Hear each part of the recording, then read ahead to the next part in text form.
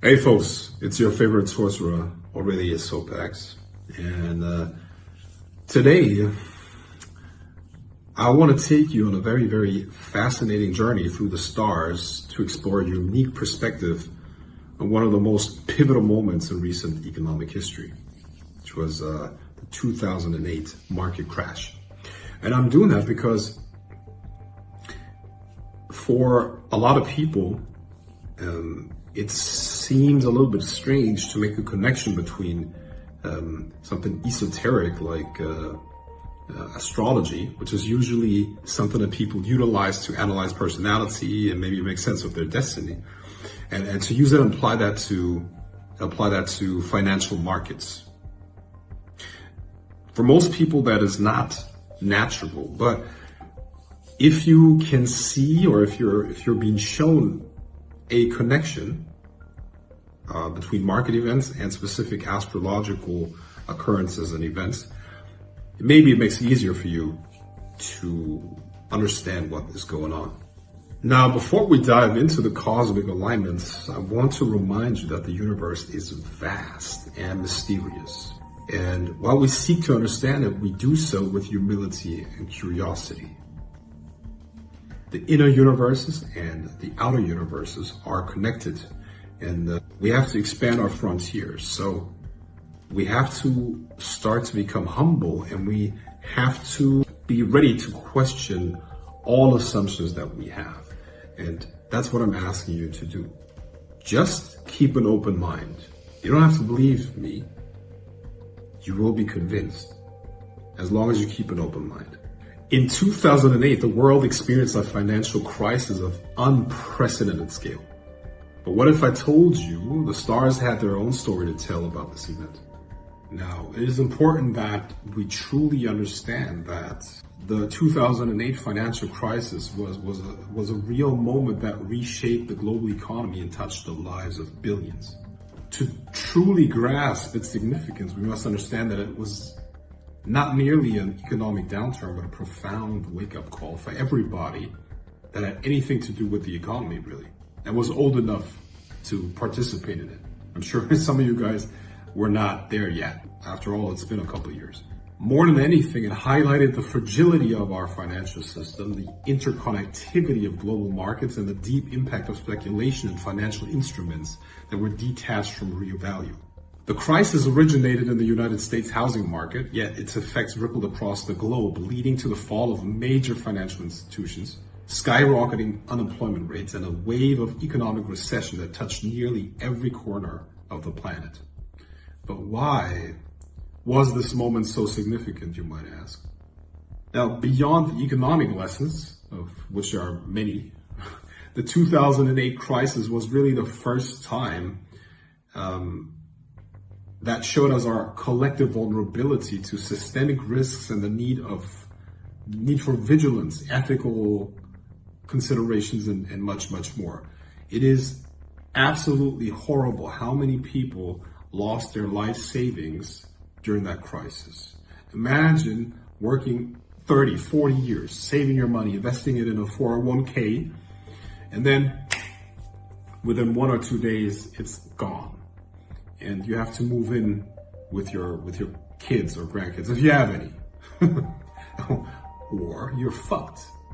And that was the reality, or you got to go back to work, stocking stuff at Walmart. That was the reality for 60, 70-year-old people, man. Not funny.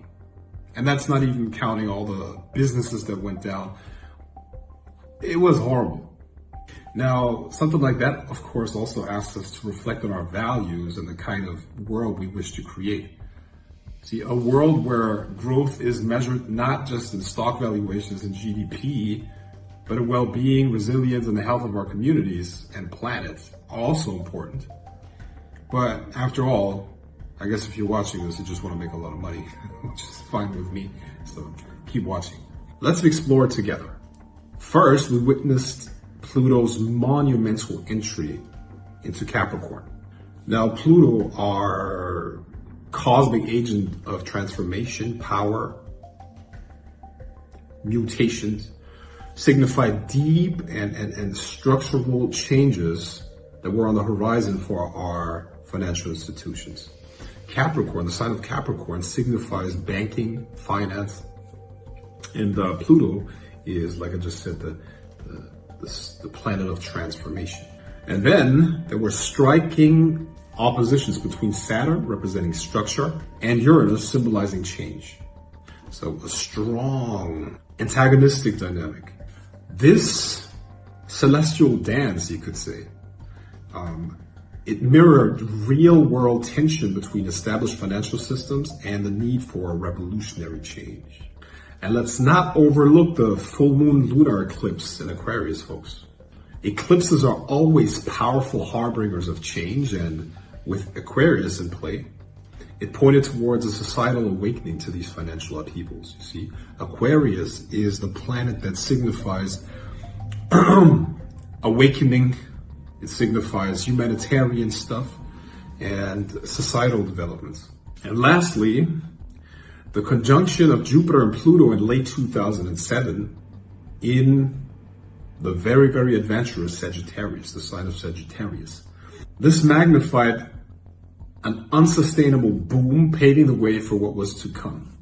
Together, these celestial events created a narrative of transformation, tension, and ultimately rebirth.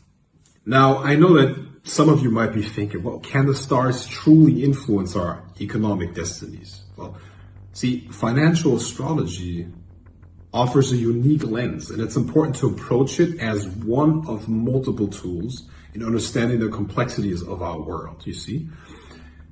It's not necessarily about predicting the future with 100% certainty. However, nothing really is, not even technical analysis or fundamental analysis. Let me explain. If we were to go to Vegas and play roulette, red and black both have an equal amount of probability to be taken, right? So 50-50. Investing is not gambling. Investing is the following thing. You take in a lot of data, a lot of information. So you would do something like fundamental analysis, analyze the business model of the company, the balance sheets, the team, the CEO. So you're trying to find out as much as possible to get a good picture of the company. On top of that, if the company is already traded in the markets, you would do something called technical analysis, because there are always patterns in the movements of prices that will repeat themselves. And using those two, you will gain an information advantage, an edge, which makes your pick more likely than just 50%, you see. Now, the more information you can get, the more likely it will become that, or the more likely it is that your pick is correct. If you're using on top of those two things, astrology, you have another set of information that will require a little bit of interpretation, that is clear. However, it has stood the test of time and is very, very much used in certain circles that you are probably not aware of. So what I'm saying is that astrology, financial astrology, and things that I just mentioned, combined with fundamental analysis, technical analysis, very mundane things, and potentially even more, increase the chances from, let's say, coming back to the metaphor of roulette, from 50% to 70, 80, something like that. Now, there's still a 20% chance that the other color is going to be taken, meaning it means that your stock pick or your entry point, exit point are not the best. But this is the law of big numbers, you see. If you only make bets that are 7-3 in your favor, over time you can only win. And this is exactly what investing is. This is how you build a portfolio, you see. It's not about 100% chance. Most people, when they talk about investing, what they really mean is gambling. They just want a stock tip, buy this, sell here. This is not how it works. It's about risk-reward ratio. And this is how you will continuously make money. This is the only way to really make a lot of money in the market. Why? Because most people will, once again, even if they're lucky once or twice, they will, the third time, they're not going to be lucky. And if you make losses in the stock market, that's the worst. because it takes a whole lot. If you make a loss of 50%, it takes you an additional 100% in order to be back at zero. So losses have to be avoided at all costs. And that's why it's a numbers game and a risk-reward ratio calculation. And for that, you need additional information. This is why financial astrology is so powerful, because it gives you an edge that most people do not have. The universe is a vast and beautiful mystery, full of wisdom for those who seek it. The 2008 financial crisis through the lens of astrology reminds us of the cycles of growth and renewal, of destruction and rebirth, that are as natural to our economic system as they are to the cosmic order. I invite you to reflect on these cosmic cycles and what they teach us about navigating the uncertainties of our time, because the future will be chaotic, my friend. Maybe you saw some of my other videos that I did a while ago, where I talked about the Earth epoch that is on its way. We're already in there, where exponential growth is going to be normal, where you're going to see a fragmentation of society like never before, an exponential growth, an exponential confusion as well. In these times, we need wisdom that has stood the test of time and is greater than what is being provided by science or mundane science.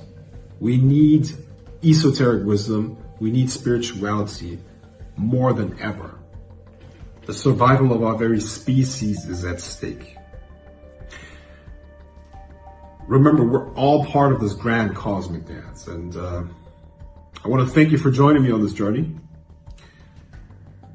Until next time, I'll talk to you soon. Peace. Hey folks, before I forget it, tomorrow, Saturday, the 16th of March at 3 p.m. PST, we're going to do a free financial astrology webinar where I'm going to go into even more details than in this video. I'm going to teach you many, many more things, stuff that you can really benefit from.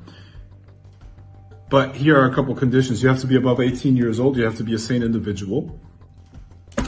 Have your camera on throughout the entire call, and you need to join with your real name. Okay, what does that mean?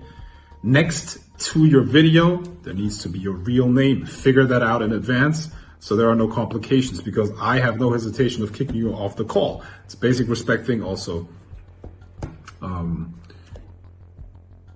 It's just what you do, all right?